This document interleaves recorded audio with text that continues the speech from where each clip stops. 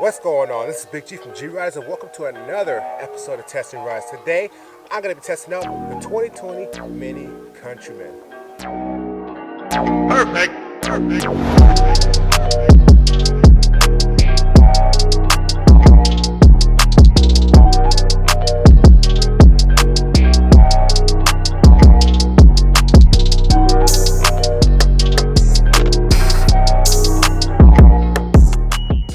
Welcome to the 2020 Mini Countryman. The Mini Countryman was introduced back to the 2011 model year as just another model in the minis range. If they wanted to keep selling cars, they had to make a four-door car that can hold a small family or just a little bit more practical. So when that came out, that became one of Mini's most popular vehicles, just because it added some more versatility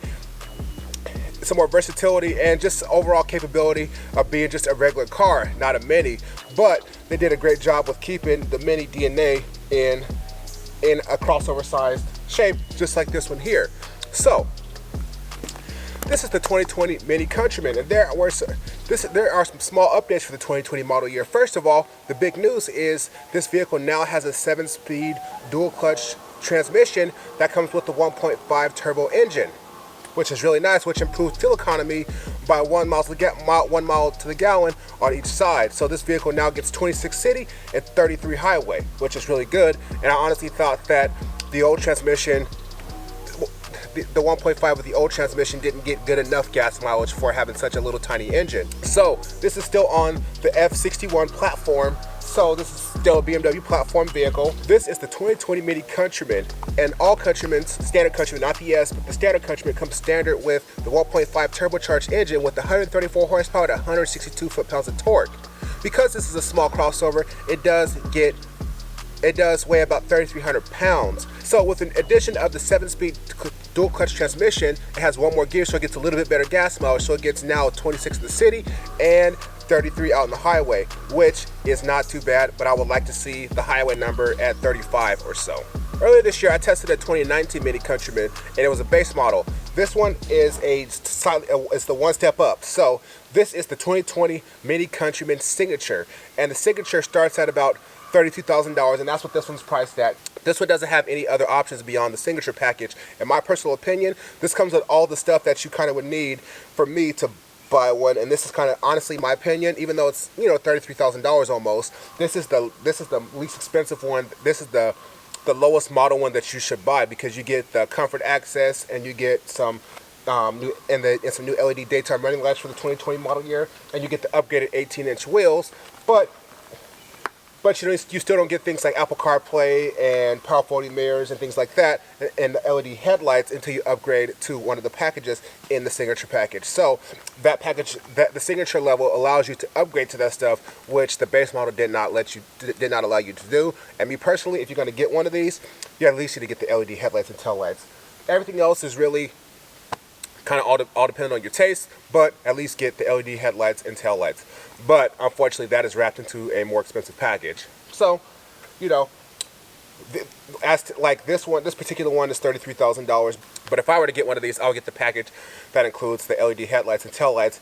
So that'd be about $36,000, which is expensive. But this is a premium small crossover. So yeah, what are you gonna do? So before we head out on the road, let's go ahead and take a look around the outside of the Mini Countryman and to kind of see some of the differences, and then we'll go out on the road. To the walk around of the 2020 Mini Countryman Signature. So So just taking a look around it. This is not a mid-cycle refresh, but when a car comes out, they do like small updates every year to kind of change some things to make things look a little bit better and things work a little bit better. And if they're not constantly changing, there would be no reason to buy the new model. So for the 2020 model year, for the exterior, if you look down there, there are some new LED daytime running lights that come standard on these. So let's go ahead and turn them on. So those turn on when you unlock it. Of course, that's like the coming home or whatever lights there when you unlock it. When the automatic headlights are on. Coming on the side, it's basically the same as it was before, but as you can see here, there is a slightly new mirror design. So the mirror design is not as round as it was before. I'll put a clip I'll put a clip what they looked like before, but it's a little bit different of a shape. But I think they mainly did it to make it a little bit more aerodynamic, and I think it looks really good. I think it makes this car look a little bit more, look a little bit meaner. Because I think that was one thing that was a little bit too cutesy on the Minis, is the mirrors just being like ovals really on a stick. And now it's kind of nice to see them with some shape. You can really see that shape from the side there. Because it's a Signature, it does have comfort access, and you can lock and unlock the car with the buttons there.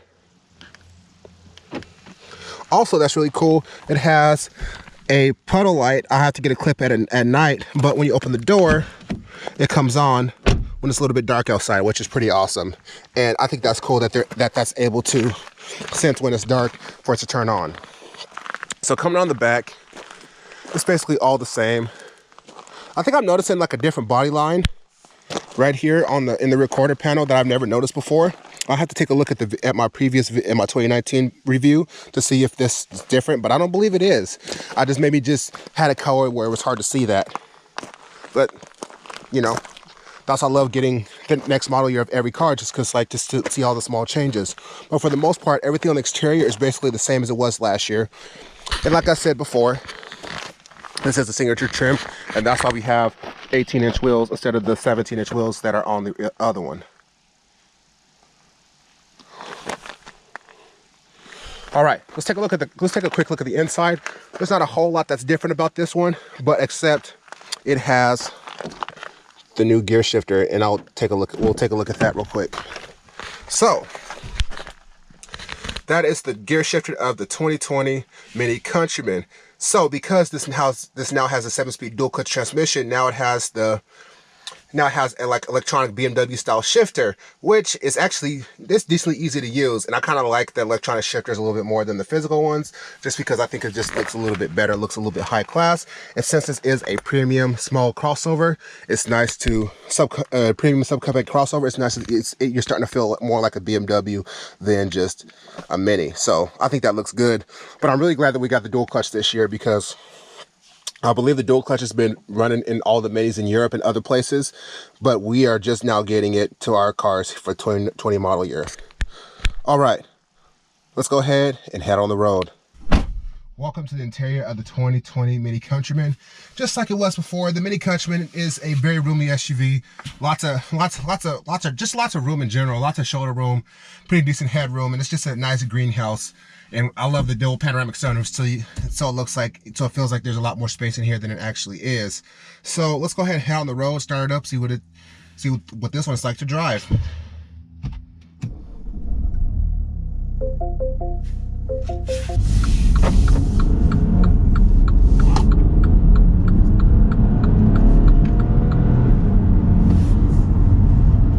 So the one thing I noticed right away when hopping into this one is how much smoother the 7-speed dual clutch transmission is.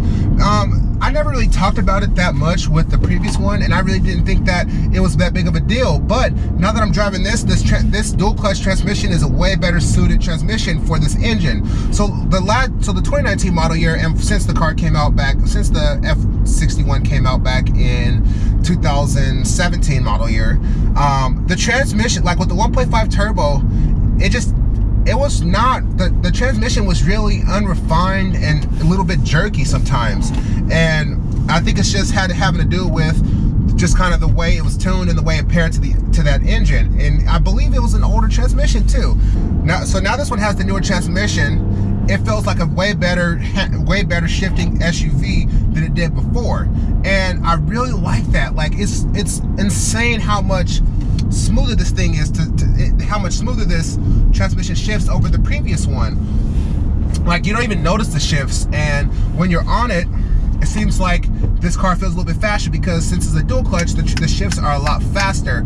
And I don't know how many manage to do it, but even sitting in traffic and stop and go and things like that, this transmission doesn't even feel like a dual clutch. It doesn't have really that kind of lag that dual clutches typically have. And you know, I'm more thinking about Volkswagen Group's dual clutches, because as you guys may know, I do have a Mark 6 GTI with a dual clutch, and sometimes driving that thing in the city is kind of a pain, just because Sometimes there's a little delay in kind of, not like a bad, because I've driven a lot of different GTIs and other Audis with even dual clutch transmissions, and sometimes there's a little bit of lag when you're like doing stop and go traffic and it doesn't really like to do it. But BMW/Mini figured out has a very good tune on this transmission, which is pretty awesome. So the Mini Countryman is just a straight up Mini. It's and everything besides the transmission being a whole lot smoother, everything stands from what I talked about before. So kind of some things I talked about is how this Mini has really fast, even though this is kind of the base engine this is the base engine Mini, this still has the handling characteristics of some of the nicer one. Yes, this has the standard suspension, which is way more comfortable than like the suspension you'll get in the Cooper S or any of the other models. The Mini has really fast steering. This Mini is really light on its feet. It feels just like a Mini should, and I'm really glad that Mini has worked really hard to keep that handling dynamic, even with this car being, you know, basically 500-600 pounds more than like the smaller Minis. So I really appreciate that. That they still care about their SUVs and their bigger vehicles handling just like their smaller vehicles do. Yes, it's a lot bigger, like by a lot. I think this is like twice the size of like a normal Mini, but it's really nice that it still has that same Mini go-kart like handling. So as you can't see, but I am kind of going around some curves here, and it feels really confidence inspiring. Like I feel like if I had a better set of tires on here, I could push this thing a little bit harder. But also it's a little wet on the ground, so I'm not trying to go off the road either. So there's that. This is and you know, let's talk about kind of where this kind of Mini sits in the market. So before there really wasn't a whole lot of competitors, but now with the premium subcompact crossover market kind of exploding, when Lexus has one, Audi has the Q3, like, you know, Audi has a Q3, and it's a good Q3 now. I need to do a video of that car very soon. You know, BMW has its own X1 and X2, like Mercedes has the GLA, and just everybody has one now, and they're kind of all at different price points, but they all start in the 30s. And I honestly think that this Mini is something really unique to the market, because it's not just a shrunken down version of kind of the bigger brother of an SUV. This is its own thing. It has its own unique personality and driving experience that the other ones can't really offer. The only one that might be close is the BMW X2, and that's because the X2 is kind of like the X6 of the X1, so it handles a little bit better. But like the problem is the X2 is more expensive than a Mini Countryman S with similar options. So, you know, but I guess if you're buying that type of small subcompact crossover, you don't really care that much about the price, but of course you can't quite afford like the next level up. But this Mini is a unique driving experience. Like, even though this 1.5 turbo is not really that good of an engine, if you don't really care about the horsepower, this engine is going to be just enough for you. Like, when you put your foot down, it does move. It can't get out its own way, and it can't pass and things like that. So, you know, it's good in that aspect. But, you know, 134 horsepower for a 3,300 pound car, it's not quite enough power. Like, if this car had like 160 horsepower or 170 horsepower, it'd be better. But then you'll start getting close to the horsepower and torque numbers of the Cooper S. But I really think that they should increase the horsepower on the Countryman and the Clubman, just because they're a little bit heavier, and you can't get the lower engine one all-wheel drive. And I wonder if they can even get that out of this 1.5 liter 3-cylinder, because honestly, this 1.5 liter 3-cylinder sounds actually pretty good. It sounds like half of a BMW inline 6, just, you know, of course smaller. But the Mini is a unique driving experience, a unique personality, and it doesn't look like really anything else out there on the road. And, you know, if you want something that's unique and has some personality, the Mini is a great option. So, if if you want a cool, comfortable, efficient, fun to drive, small crossover, you should definitely